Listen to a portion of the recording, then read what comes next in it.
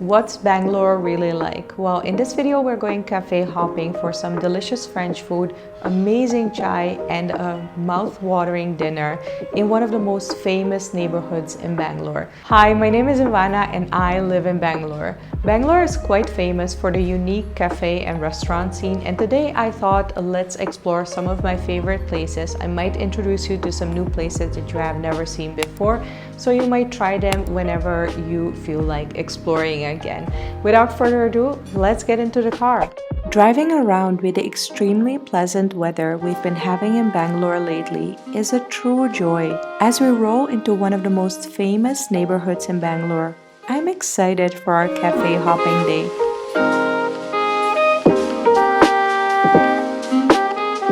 Welcome back to Indiranagar, one of the most famous and also one of my favorite neighborhoods in Bangalore.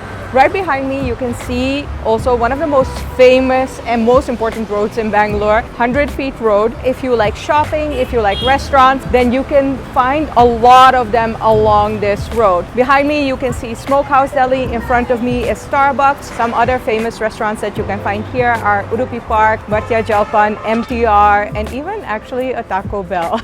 But those restaurants are not what we're here for today, because we are going to 12th Main Road to visit one of my two favorite cafes ever. Fun fact, one of my favorite restaurants is also on 12th Main Road. It's called Fatty Bao, and I've actually covered that one in the other video where I talk about what's Bangalore really like. Today I'm taking you to a couple of other favorite places because there's so much to discover in Indiranagar and I really like it. Actually, you can also find a Barbecue Nation here, one of the most amazing buffet restaurants that I've ever been.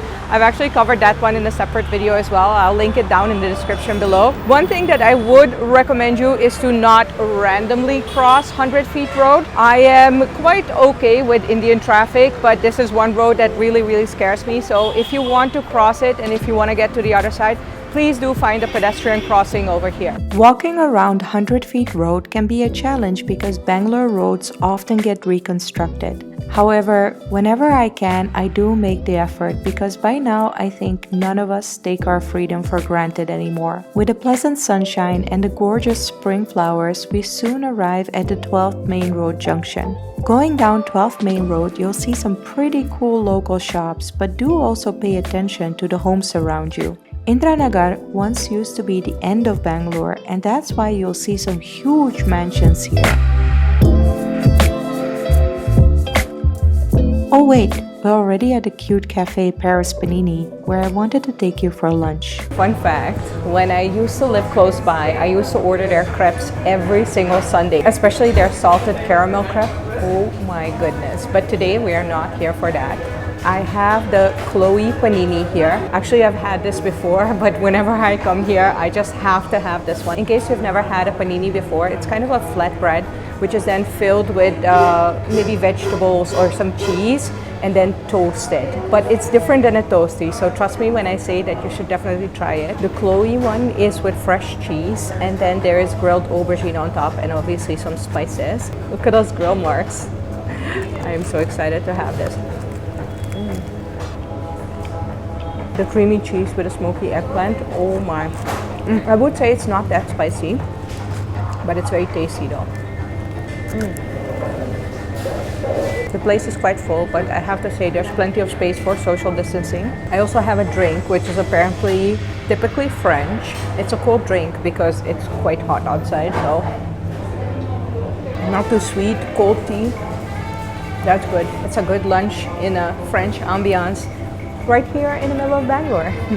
If you're ordering the panini, obviously there are many varieties which are not vegetarian, but I am vegetarian, so that's why I ordered the fresh cheese and the grilled eggplant variety. Also good to know, you can order half a panini. You don't have to order the whole one like I did, but I was super hungry. The total bill was 357 rupees including taxes, which is an okay price for this kind of lunch with a drink at this location and ambiance. The kitchen is open so you can see for yourself how hygienic the food is prepared, and the staff is lovely. Now that my tummy is full, it's time to take you to my favorite cafe here in Bangalore. You can look it up. I have never said that before, so when I say that Tata Cha is my favorite cafe in Bangalore, it really is. When I used to live nearby, I used to come here at least 4 or 5 days a week, and I used to work here all throughout the day because I love the staff, I love the ambiance, I just love everything about it. So without further ado, let's just go inside.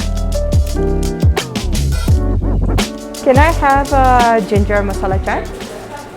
What standard size or large size? Sorry? Do you want a standard size or large size? Large, please. Oh, ginger tea with masala as well. Only ginger, yeah. The chai will take some time because tea is getting ready.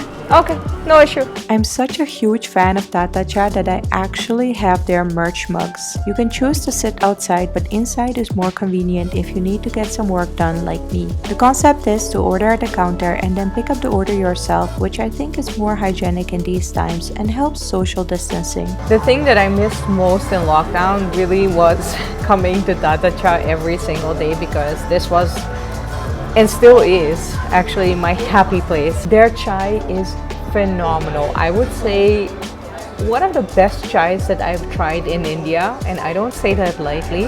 What I really like about it is that it's creamy, so they add enough milk, but they don't add sugar. So you can adjust the sugar level to what you like. Obviously, it's called Tata Cha, so they have quite a lot of varieties of chai. Their chai is so good. I love it so much.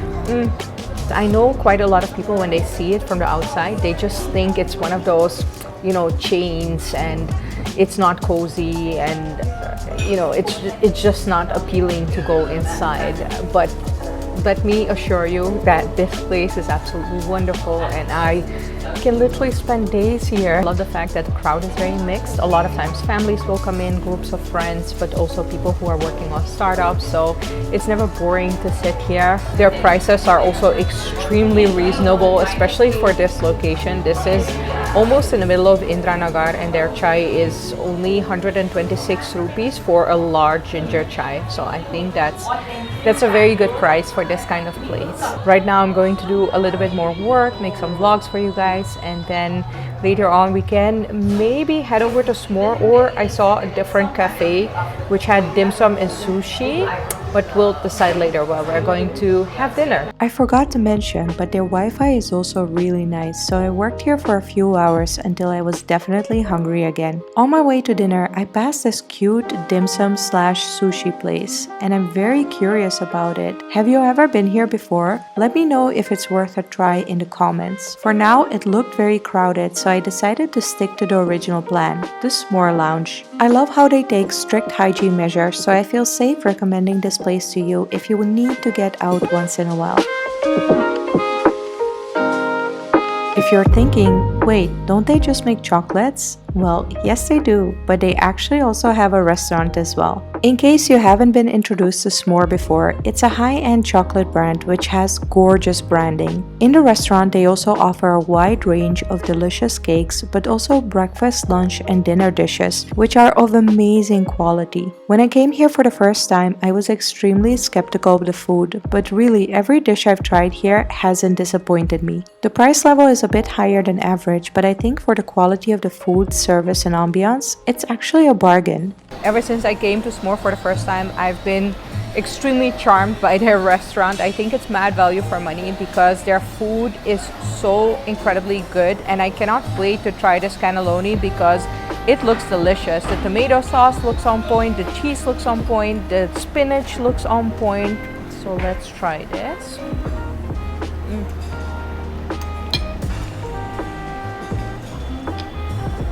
It's that perfect fresh Italy experience. The dough is perfect. It's not too thick, it's not too thin, not overcooked, which is also very important. Can't wait to try the calzone then, because that one looks perfectly golden brown.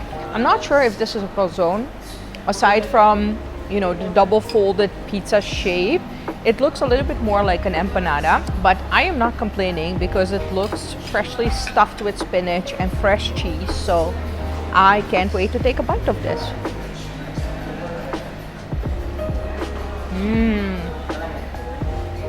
It's definitely pizza dough, so that makes it different than an empanada. I think I would prefer the cannelloni. Make sure to try that one because it's really on point. But this is also, I would say, a perfect snack. When I'm in a restaurant, I would normally drink either water or maybe a lemon soda without the sugar, but only the salt. However, here at S'mores, you can really get everything without sugar, and I just asked for some honey on the side, but actually I'm loving this drink so much that I'm not even adding the honey. So make sure to definitely try a drink as well because their drinks are good. For dessert, I decided to pick a few of the famous s'more chocolates. If I can make some recommendations, do try the one with thyme and the raspberry. The staff at the S'more Lounge is also very attentive. Thanks to Liam, we had a wonderful dinner here. What are your thoughts about cafe hopping in Bangalore? Do you have any favorites that you would like to recommend me? Are you going to visit the cafes that I just introduced you to? Let me know down in the comments below, and also make sure to share this video with your friends and family so maybe you can introduce them to some new places or actually visit these places with them. For more of my videos in the future, make sure that you're subscribed to my channel. Put a thumbs up if you like this video. Thank you so much for watching, and I will see you next time. Bye!